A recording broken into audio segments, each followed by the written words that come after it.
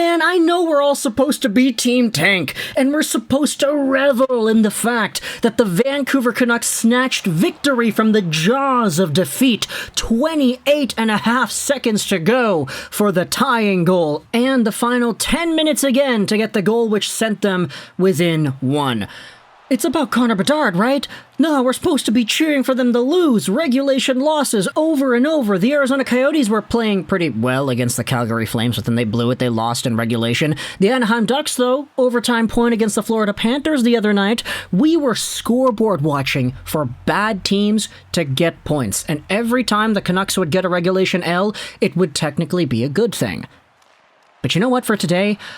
I'm going to say that in this game, where they had themselves a disallowed goal that led to another goal against, a power play wherein the goal maybe should have counted, maybe should not have, but it resulted in a goal against anyway, and a last-minute comeback where Andrei Kuzmenko, again, the Kuzmeister, does the thing and ties the game up with seconds remaining, only for Elias Pettersson to seal the deal in overtime. I think that this is a game where it is okay. You know, give the fans something exciting to watch, because this team, for all intents and purposes, was not a great team in particular. Like, the Canucks rarely have nights where they look absolutely fantastic from start to finish, and this night was definitely not an exception. But at the end of the day, they were the better team, I think. At the very least, the St. Louis Blues are not supposed to be that good anymore. They traded away O'Reilly. They traded away Tarasenko. They have all this stuff going on with their tanking situation. You see the St. Louis Blues subreddit, you look at the comments, it's all, yes, we lost, let's go Bedard. Everybody wants Connor Bedard at this point, including the Vancouver Canucks fan base that has been watching him play ever since the guy was like 14 years old. But the Vancouver Canucks ultimately take the victory against St. Louis 3-2 in overtime, and Jordan Binnington can go screw the F. Okay, maybe that's a little bit too harsh. Maybe I don't need to be too aggressive towards Binnington. I don't know, it's Binnington. You can say whatever you want about that guy. Just make sure there are no water bottles nearby, eh? But the Vancouver Canucks had themselves a 2-0 deficit after you could very well have debated they should have been up 1-0 in the very beginning. This is because the first goal of the game was scored by JT Miller when the Canucks had a 6-on-5 delayed penalty man advantage. Some very good puck movement, guys at the point, guys on the half wall. Tyler Myers, for some reason, is pinching in down low at the goal line for some of these passes, but eventually it's Myers out on the right side who tosses it right through the slot to JT Miller, who has an open net. He shoots and he scores. It should have been 1-0 Vancouver, but it wasn't, because Connor Garland, standing right at the doorstep of the blue paint, ends up just being a little pylon as Jordan Binnington overcommits to the Tyler Myers opportunity on the side. Binnington slides out of the crease, he makes contact with Garland, and then by the time Binnington gets back up, the puck is in the back of the net. They ruled this as goalie interference, and the explanation from the NHL was because there was some sort of contact which prohibited the goaltender from minding his net, or whatever it is. I don't know. It didn't really seem to me like the goalie interference was technically goalie interference, because even if Garland wasn't there, Binnington committed way too hard to Myers, which is why that shot by Miller was wide open in front in general. You then had yourselves the ensuing power play, because the Canucks had themselves a 5-on-6, or 6-on-5, delayed penalty man advantage, which we thought was not going to happen because the goal was scored, but then the goal was taken away, so the power play did happen, and the Vancouver Canucks had the man advantage, but then, in Vancouver Canucks fashion, the St. Louis Blues scored a shorthanded goal. And, you know, this is the kind of thing that you can't write. You can't put this in a script. You can't make a hockey video or a hockey skit and have this happen. It's too coincidental. It's too good. It's way too easy to say, all right, you get a goal taken away, you get a power play shorthanded goal against, boom, you're down 1-0 when you should have been up 1-0, but no, that's what happens here.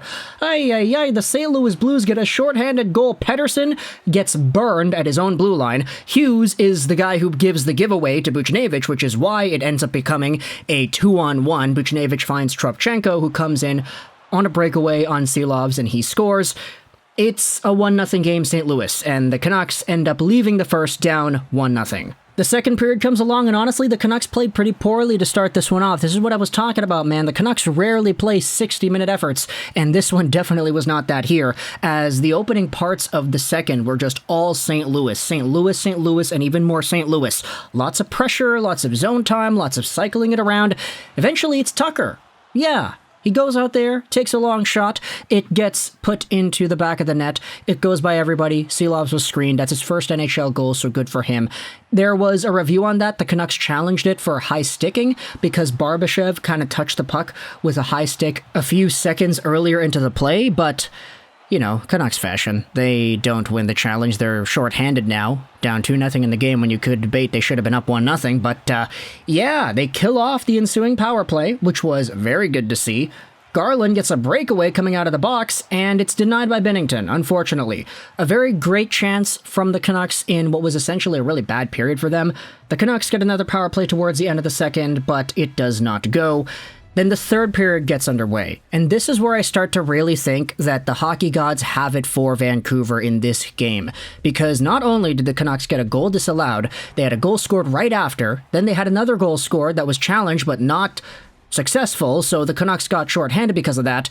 And then in the third, you had yourselves Aatu Räty, who threw the puck up to Sheldon Dries. Dries comes right into the zone, and he takes a shot, and it goes in the net, but there was a St. Louis Blues guy on the post who knocked the net off before the puck crossed the line. No goal on the play, but there's a lot of physicality afterwards. Sheldon Dries goes to the box alongside of the St. Louis guy that he gets into a scrum with after the play.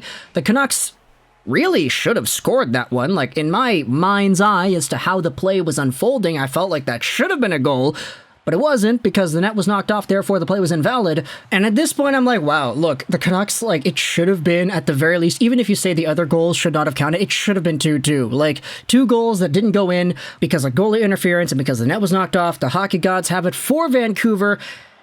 And then the hockey gods prove me wrong, because with 10 minutes to go in this third period, you have yourselves a Canucks penalty handed out to Nils Åman, who takes down Jordan Binnington.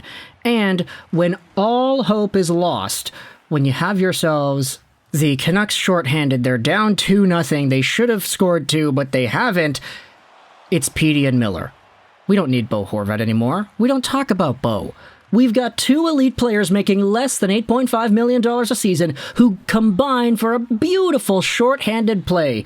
Elias Pettersson comes right down. He throws a beautiful saucer cross-crease to Miller, who bangs it in, a beautiful one-timer. It's 2-1 with 10 minutes to go, and then in the last minute, as the Vancouver Canucks have the net empty, it's Andrei Kuzmenko once again who finds the back of the net back-to-back games with goals in the final minute. I can't believe I'm saying this, but Andrei Kuzmenko is the real deal. Wait a minute, I said that last video. Yeah, I did. He's the real deal. It's almost like an actual thing, isn't it?